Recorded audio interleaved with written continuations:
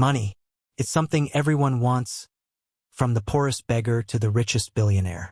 It's not just a piece of paper.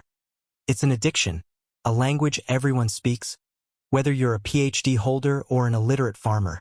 Money has taken us from living in forests to building skyscrapers that touch the clouds. It's given us vehicles faster than the wind and luxuries beyond imagination. But here's the thing, money itself has no value. It's just paper. Yet, it defines the value of everything else.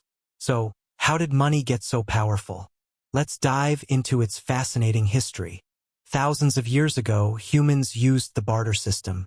If you had rice and needed sugar, you had to find someone who had sugar and wanted rice.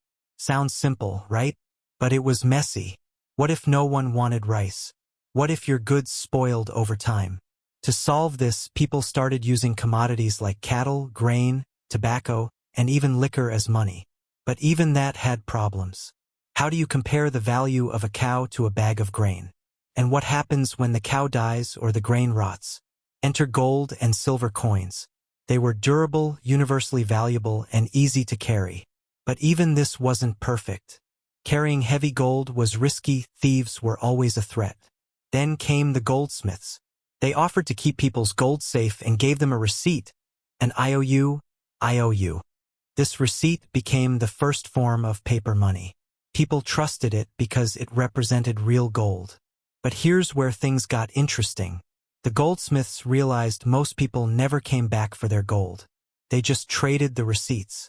So the goldsmiths got greedy. They started issuing more receipts than the gold they actually had. And just like that, the world's first legal scam began, the birth of modern banking. Now let's talk about banks.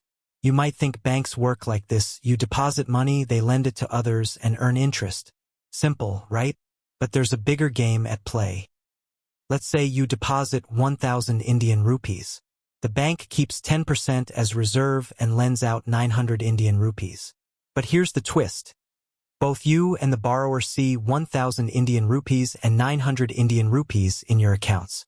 That means the bank just created 900 Indian rupees out of thin air. This process repeats. The 900 Indian rupees gets deposited again, the bank lends out 810 Indian rupees, and so on. By the end, your 1,000 Indian rupees deposit can create up to 10,000 Indian rupees in the economy. But here's the scary part. If even 20 to 30% of people try to withdraw their money at once, the bank can't pay everyone. Why? Because they don't have all the cash. They're running on a fractional reserve system, where only a fraction of your money is actually there. The rest?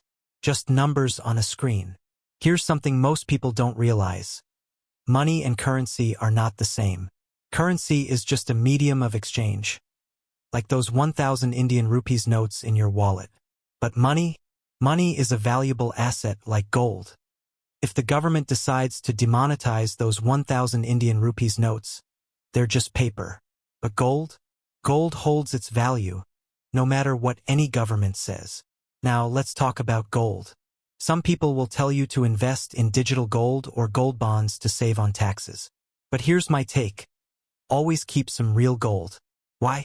Because in times of crisis, like a pandemic, you can't buy food with a gold bond certificate. But with a small piece of real gold, you can survive for months. At the end of the day, the world runs on trust. And real assets like gold have stood the test of time. So what do you think? Is money just a piece of paper?